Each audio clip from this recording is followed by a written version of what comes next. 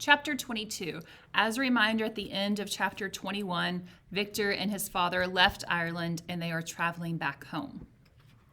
The voyage came to an end. We landed and proceeded to Paris. I soon found that I had overtaxed my strength and that I must repose before I continued my journey.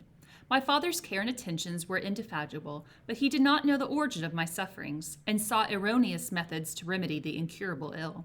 He wished me to seek amusement in society. I abhorred the face of man. Oh, not abhorred. They were my brethren, my fellow beings, and I felt attracted even to the most repulsive among them as to creatures of an angelic nature and celestial mechanism. But I felt that I had no right to share their intercourse. I had unchained an enemy among them, whose joy it was to shed their blood and to revel in their groans. How they would, each and all, abhor me and hunt me from the world did they know my unhallowed acts and the crimes which their source in me. My father yielded at length to my desire to avoid society, and strove by various arguments to banish my despair. Shocking that Victor is avoiding society. Shocking. Sometimes he thought that I felt deeply the degradation of being obliged to answer a charge of murder, and he endeavored to prove to me the futility of pride. Alas, my father, said I, how little do you know me. Human beings, their feelings and passions would indeed be degraded if such a wretch as I felt pride. Justine, poor, unhappy Justine, was as innocent as I, and she suffered the same charge. She died for it, and I am the cause of this. I murdered her, William, Justine, and Henry. They all died by my hands. My father had often, during my imprisonment, heard me make the same assertion. When I thus accused myself, he sometimes seemed to desire an explanation, and at others he appeared to consider it as the offspring of delirium, and that during my illness some idea of this kind had presented itself to my imagination, the remembrance of which I preserved in my convalescence. I avoided explanation and maintained a continual silence concerning the wretch I had created. I had a persuasion that I should be supposed mad, and this in itself would forever have chained my tongue. But besides, I could not bring myself to disclose a secret which would fill my hearer with consternation, and make fear and unnatural horror the inmates of his breast. I checked, therefore, my impatient thirst for sympathy, and was silent when I would have given the world to have confided the fatal secret. Yet still, words like those I have recorded would burst uncontrollably from me. I could offer no explanation of them, but their truth in part relieved the burden of my mysterious woe. Upon this occasion my father said, with an expression of unbounded wonder, "My dearest Victor, what infatuation is this? My dear son, I entreat you never to make such an assertion again." "I am not mad," I cried energetically. "The sun in the heavens, who have viewed my operations, can bear witness of my truth. I am the assassin of those most innocent victims. They died by my machinations. 1,000 times would I have shed my own blood, drop by drop, to have saved their lives. But I could not, my father. Indeed, I could not sacrifice the whole human race." The conclusion of this speech convinced my father that my ideas were deranged, and he instantly changed the subject of our conversation and endeavored to alter the course of my thoughts. He wished as much as possible to obliterate the memory of the scenes that had taken place in Ireland, and never alluded to them or suffered me to speak of my misfortunes. As time passed away, I became more calm. Misery had her dwelling in my heart, but I no longer talked in the same incoherent manner of my own crimes. Sufficient for me was the consciousness of them. By the utmost self-violence, I curbed the imperious voice of wretchedness, which sometimes desired to declare itself to the whole world, and my manners were calmer and more composed than they had ever been since my journey to the Sea of Ice. A few days before we left Paris on our way to Switzerland, I received the following letter from Elizabeth. "My dear friend, it gave me the greatest pleasure to receive a letter from my uncle dated at Paris. You are no longer at a formidable distance, and I may hope to see you in less than a fortnight. My poor cousin, how much you must have suffered. I expect to see you looking even more ill than when you quitted Geneva. This winter has been passed most miserably, tortured as I have been by anxious suspense. Yet I hope to see peace in your countenance, and to find that your heart is not totally void of comfort and tranquility. Yet I fear that the same feelings now exist that made you so miserable a year ago, even perhaps augmented by time. I would not disturb you at this period when so many misfortunes weigh upon you, but a conversation that I had with my uncle previous to his departure renders some explanation necessary before we meet." Exclamation, you may possibly say. What can Elizabeth have to explain? If you really say this, my questions are answered and all my doubts satisfied. But you are distant from me, and it is possible that you may dread and yet be pleased with this explanation. And in a probability of this being the case, I dare not any longer postpone writing what, during your absence, I have often wished to express to you, but have never had the courage to begin. You well know, Victor, that our union has been the favorite plan of your parents ever since our infancy. We were told this when young and taught to look forward to it as an event that would certainly take place. We were affectionate playfellows during childhood, and, I believe, dear and valued friends to one another as we grew older. But as brother and sister often entertain a lively affection towards each other without desiring a more intimate union, may not such also be our case? Tell me, dearest Victor, answer me, I conjure you, by our mutual happiness with simple truth. Do you not love another? You have traveled, you have spent several years of your life at Ingolstadt, and I confess to you, my friend, that when I saw you last autumn so unhappy, flying to solitude from the society of every creature, I could not help supposing that you might regret our connection, and believe yourself bound and honored to fulfill the wishes of your parents, although they oppose themselves to your inclinations. But this is false reasoning. I confess to you, my friend, that I love you, and that in my airy dreams of futility that you have been my constant friend and companion. But it is your happiness I desire as well as my own when I declare to you that our marriage would render me eternally miserable unless it were the dictate of your own free choice. Even now I weep to think that, borne down as you are by the cruelest misfortunes, you may stifle, by the word honor, all hope of that love and happiness which would alone restore you to yourself. I, who have been so disinterested in affection for you, may increase your miseries tenfold by being an obstacle to your wishes. Victor, be assured that your cousin and playmate has too sincere a love for you not to be made miserable by this supposition. Be happy, my friend, and if you obey me in this one request, remain satisfied that nothing on earth will have the power to interrupt my tranquility. Do not let this letter disturb you. Do not answer tomorrow or the next day or even until you come, if it will give you pain. My uncle send me news of your health, and if I see but one smile on your lips when we meet, occasioned by this or any other exertion of mine, I shall need no other happiness. Elizabeth Lavenza, Geneva, May 18th, 1700 something. So remember, Frankenstein is an epistolary novel, which is a novel that has letters in it. And here we have Victor receive a letter from Elizabeth, who he has not seen for quite some time now.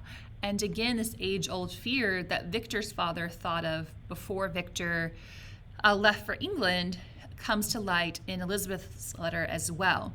And basically she says that she thinks the reason why Victor has been so unhappy and keeps running away from home is that he doesn't love her and doesn't want to marry her. And she tells him, look, I love you. In this letter, she tells him that she loves him, but says, don't marry me if it's going to make you unhappy, because I would rather see you happy and unmarried to me. That's how much she loves him and cares for him and values his happiness. So she says, I'll await for your reply when you return home, but don't feel like you have to marry me. But she herself does profess her love for Victor in this letter. This letter revived in my memory what I had been forgotten, the threat of the fiend. I will be with you on your wedding night. Such was my sentence, and on that night would the daemon employ every art to destroy me, and tear from me the glimpse of happiness which promised partly to console my sufferings. On that night he had determined to consummate his crimes by my death. Well, be it so. A deadly struggle would then assuredly take place, in which if he were victorious I should be at peace, and his power over me be at an end. If he were vanquished I should be a free man. Alas, what freedom! Such as the peasants enjoys when his family has been massacred before his eyes, his cottage burnt, his lands laid waste, and he is turned adrift, hopeless, penniless, and alone, but free. Such would be my liberty, except that in my Elizabeth I possessed a treasure. Alas, balanced by those horrors of remorse and guilt which would pursue me until death. Sweet and beloved Elizabeth, I read and reread her letter, and some softened feelings stole into my heart and dared to whisper parasitical dreams of love and joy. But the apple was already eaten, and the angel's arm bared to drive me from all hope. Okay, reference to Garden of Eden. Yet I would die to make her happy. If the monster executed his threat, death was inevitable. Yet again I considered whether my marriage would hasten my fate. My destruction might indeed arrive a few months sooner, but if my torturer should suspect that I postponed it influenced by his menaces, he would surely find other and perhaps more dreadful means of revenge. He had vowed to be with me on my wedding night, yet he did not consider that threat as binding to him to peace in the meantime, For as if to show me that he had not yet satiated with blood, he had murdered Clerval immediately after the enunciation of his threats. I resolved, therefore, that if my immediate union with my cousin would conduce either to hers or my father's happiness, my adversary's designs against my life should not retard it a single hour. Victor thinks through this, and he knows the creature said that he would be with him on his wedding night. So Victor's like, okay, I know that my days are numbered, and when I marry Elizabeth, the creature's going to kill me. So yes, I could postpone my wedding and therefore my inevitable death. However, that may not stop the creature from killing other people that I love. So I should probably just go ahead and go through with this wedding in order to protect the loved ones I have left. Ernest, my dad, Elizabeth. In this state of mind, I wrote to Elizabeth. My letter was calm and affectionate. I fear, my beloved girl, I said, little happiness remains for us on earth, yet all that I may one day enjoy is centered in you. Chase away your idle fears. To you alone do I consecrate my life and my endeavors for contentment. I have one secret, Elizabeth, a dreadful one. When revealed to you, it will chill your frame with horror. And then, far from being surprised at my misery, you will only wonder that I survive what I have endured. I will confide this tale of misery and terror to you the day after our marriage shall take place. For, my sweet cousin, there must be perfect confidence between us. But until then, I conjure you, do not mention or allude to it. This I most earnestly entreat, and I know you will comply. Victor writes Elizabeth a letter saying, no, I absolutely want to marry you. However, there is something I need to tell you. There's something going on in my life that has been weighing me down and causing me fear, and I need to come clean to you about it. But he tells her in the letter, I'm only going to tell you about it after we're married. Specifically, he says, sorry, let me find it. The day after our marriage shall take place. And he says, don't ask me about it until then, but the day after our marriage, I'll come clean to you about everything. In about a week after the arrival of Elizabeth's letter, we returned to Geneva. The sweet girl welcomed me with warm affection, yet tears were in her eyes as she beheld my emaciated frame and feverish cheeks. I saw a change in her also. She was thinner and had lost much of that heavenly vivacity that had before charmed me. But her gentleness and soft looks of compassion made her a more fit companion for one blasted and miserable as I was. The tranquility which I now enjoyed did not endure. Memory brought madness with it, and when I thought of what had passed, a real insanity possessed me. Sometimes I was furious and burnt with rage, sometimes low and despondent. I neither spoke nor looked at anyone, but sat motionless, bewildered by the multitude of miseries that overcame me. Elizabeth alone had the power to draw from me these fits. Her gentle voice would soothe me when transported by passion, and inspire me with human feelings when sunk in torpor. She wept with me and for me. When reason returned, she would remonstrate and endeavor to inspire me with resignation. Ah, it is well for the unfortunate to be resigned, but for the guilty there is no peace. The agonies of remorse poison the luxury there is otherwise sometimes found in the indulging the excess of grief. Soon after my arrival, my father spoke of my immediate marriage with Elizabeth. I remained silent. Have you, then, some other attachment? None on earth. I love Elizabeth, and I look forward to our union with delight. Let the day, therefore, be fixed, and on it I will consecrate myself, in life or death, to the happiness of my cousin. My dear Victor, do not speak thus. Heavy misfortunes have befallen us, but let us only cling closer to what remains, and transfer our love for those whom we have lost to those who yet live. Our circle will be small, but bound close by the ties of affection and mutual misfortune. And when time shall have softened your despair, new and dear objects of care will be born to replace those of whom we have been so cruelly deprived. Such were the lessons of my father, but to me the remembrance of the threat returned. Nor can you wonder that, omnipotent as the fiend had yet been in his deeds of blood, I should almost regard him as invincible, and that when he pronounced the words, I shall be with you, on your wedding night, I should regard the threatened fate as unavoidable. But death was no evil to me if the loss of Elizabeth were balanced with it. And I therefore, with a contented and even cheerful countenance, agreed with my father that, if my cousin would consent, the ceremony should take place in 10 days, and thus put, as I imagined, the seal to my fate. Great God!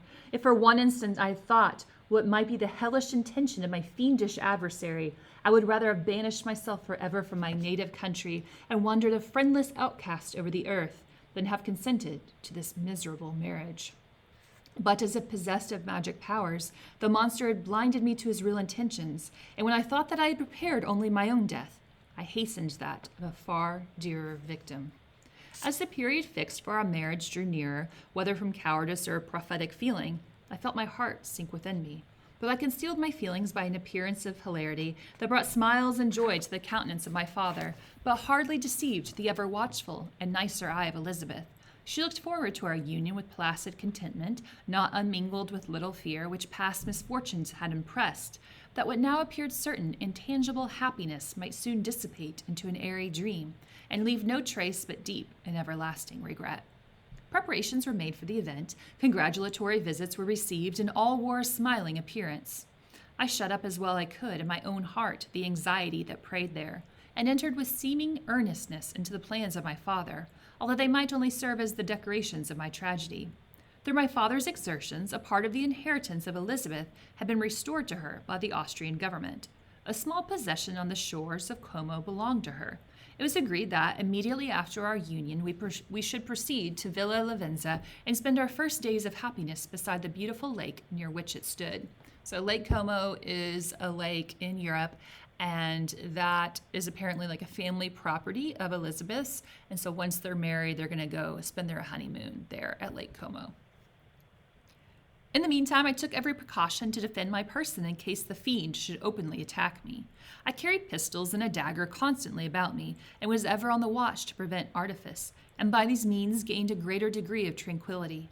Indeed, as the period approached, the threat appeared more as delusional, not to be regarded as worthy to disturb my peace, while the happiness I hoped for in my marriage wore a greater appearance of certainty, as the day fixed for solemnization drew nearer, and I heard it continually spoken of as an occurrence which no accident could possibly prevent.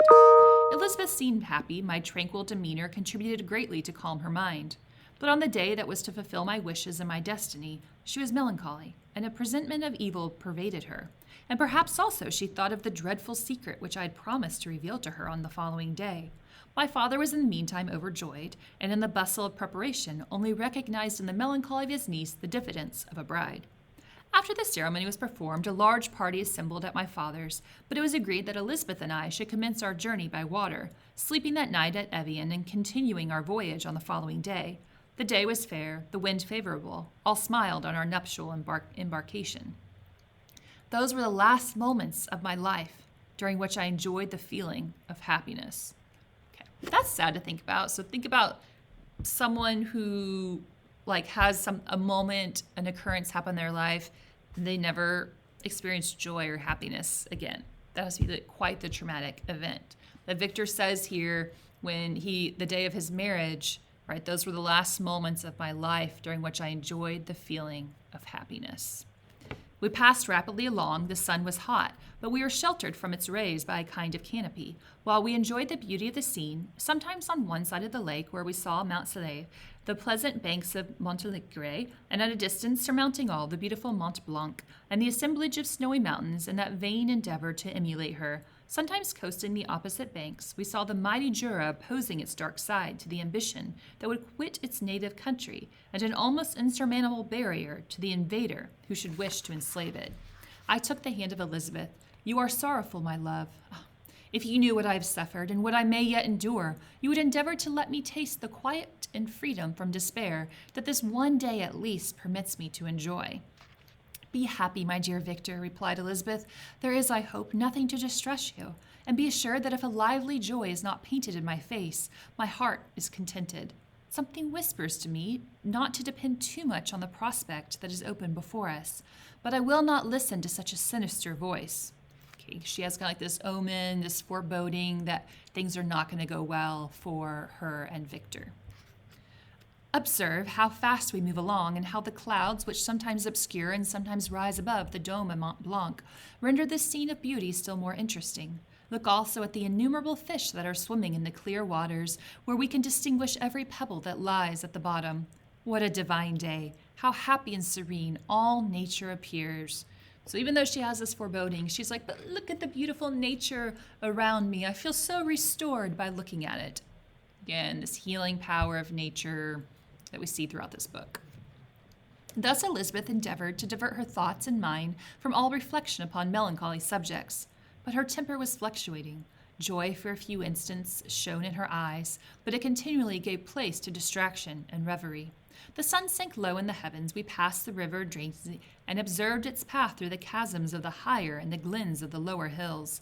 The Alps here came closer to the lake, and we approached the amphitheater of mountains which forms its eastern boundary.